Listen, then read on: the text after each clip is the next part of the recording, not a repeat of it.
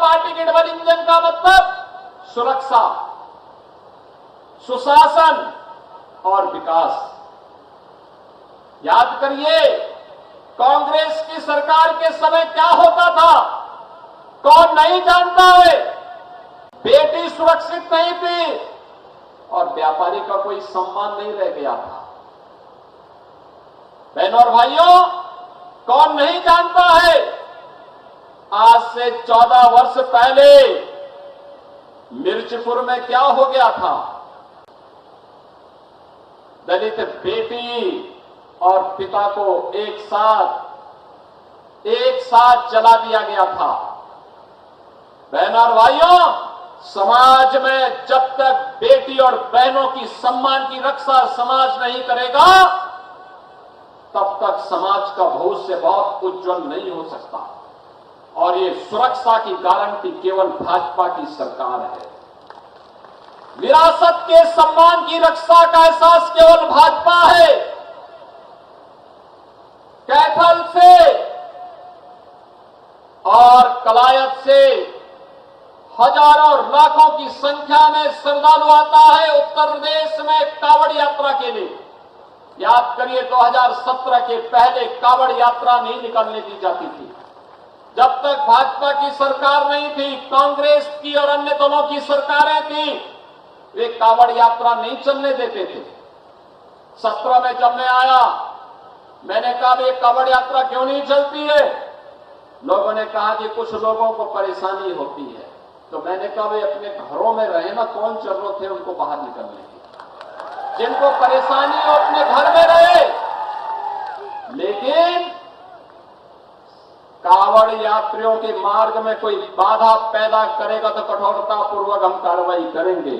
और उनको सड़क अच्छी होनी चाहिए, बिजली की व्यवस्था होनी चाहिए, पंडाल लगना चाहिए, उनके लिए जगह जगह गर्म पानी और भंडारे की व्यवस्था होनी चाहिए, उनके सम्मान की रक्षा होनी चाहिए। तो कुछ लोग कह रहे थे कि साहब ये डीजे नहीं बजना चाहिए, और कुछ लोग कहते थे घंटा और शंख से कुछ लोगों को परेशानी होती है। मैंने कहा जिनको घंटा और शंख से परेशानी हुई अपने कान को बंद करें। कावड़ यात्रा में डीजे भी बजेगा, शंख भी बजेगा, घंटा भी बजेगा, घड़ियाल भी बजेगा और धूम धड़ाके के साथ कावड़ यात्रा यूपी के अंदर निकलेगी। और मुझे प्रसन्नता है, 4 करोड़ से अधिक श्रद्धालु कावड़ यात्रा में प्रतिवर्ष गाजियाबाद से बाबा दुग्धेश्वर नाथ मंदिर से हरिद्वार तक जाता है और हमारी सरकार उन्हें पूरी सुरक्षा देती है, उनका पूरा सम्मान देती है। मैं स्वयं पुष्प वर्षा करने के लिए वहां उपस्थित रहता हूं। बहनों और भाइयों, क्या ये काम कांग्रेस कर पाएगी? क्या ये काम कांग्रेस करेगी? क्या ये काम इन लोग करेगी? क्या ये काम आम आदमी पार्टी कर पाएगी? क्या अयोध्या में राम मंदिर का निर्माण कांग्रेस कर पाती?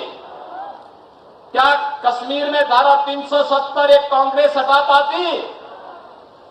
एक तरफ आपकी विरासत के सम्मान का कार्य और दूसरी तरफ विकास का कार्य, हाईवे, एक्सप्रेसवे, रेलवे, मेट्रो,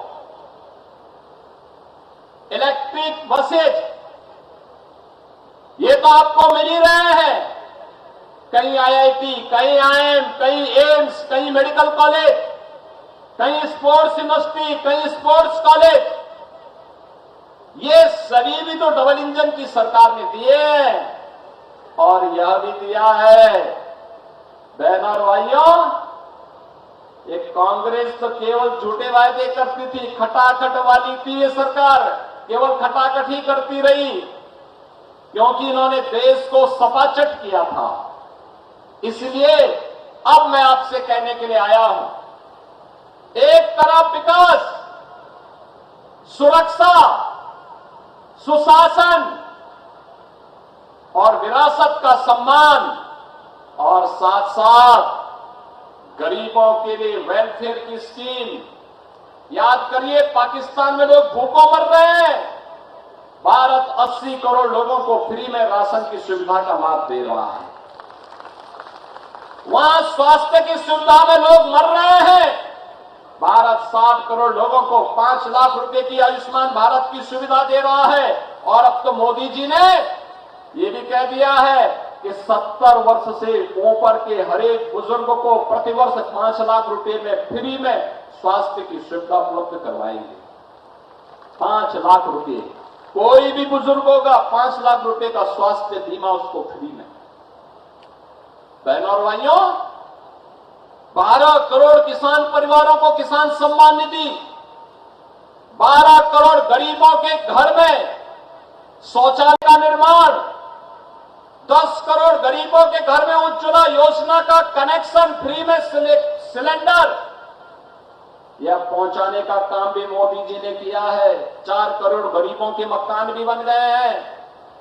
विकास सबका, सुरक्षा सबको, योजनाओं का लाभ सबको, लेकिन तुष्टीकरण किसी का नहीं।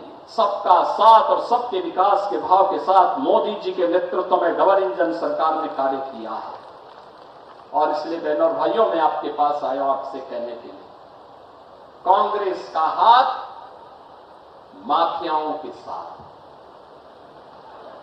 कांग्रेस का हाथ ड्रग माफियाओं के साथ, भू माफियाओं के साथ, कैटल माफियाओं के साथ, माइनिंग माफियाओं के साथ, और इनका हाथ दंगाइयों के साथ।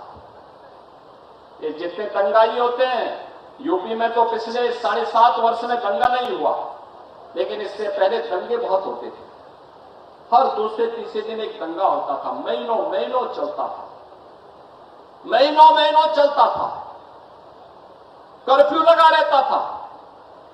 हम लोग आए, हमने पहले दिन ही कहा कि दंगा करने वाले हों, करवाने वाले हों, दोनों सुन लो। अगर दंगा किया, उल्टा टांग करके मिर्च का झोंका लगा करके हमेशा के लिए दंगा करना सिखा देंगे।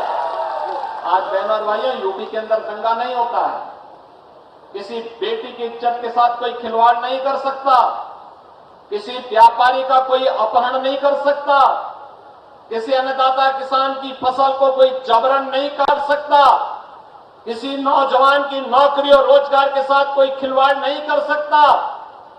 और अगर करेगा तो इसका भुक्तभोगी भी होगा। उसकी पूरी संपत्ति, 7 पीढ़ियों की पूरी संपत्ति ले ली जाती है और गरीबों में वितरित कर दी जाती है।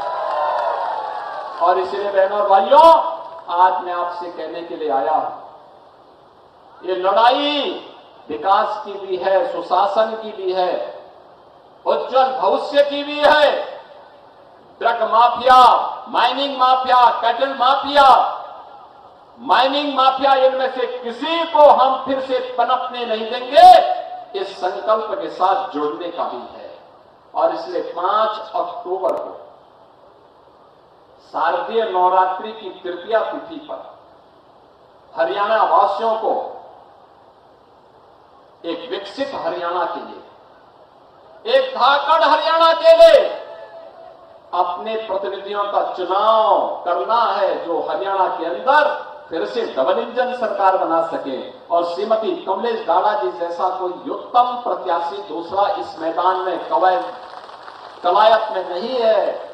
और इसीलिए आप सबसे अपील करने के लिए आया हूं। आपका आशीर्वाद मिलेगा, कमलेश जी को मिलेगा, सभी का मिलेगा, लेकिन ये तभी होगा सार्थक जब आप में से हर व्यक्ति, आज चुनाव प्रचार का अंतिम दिन है, आज इसके बाद तत्काल जाइए, कल पूरा दिन है,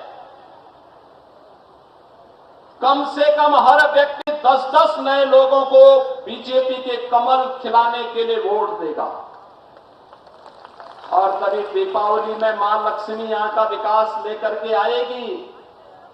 कमल के ही सिंहासन पर बैठ करके मां लक्ष्मी का आशीर्वाद मिलता है, कमल के आसन पर बैठ करके। और इसके लिए 10-10 लोगों को जोड़ना होगा और 5 तारीख को उन्हें मतदान कराना होगा। कराएंगे? सभी लोग कराएंगे।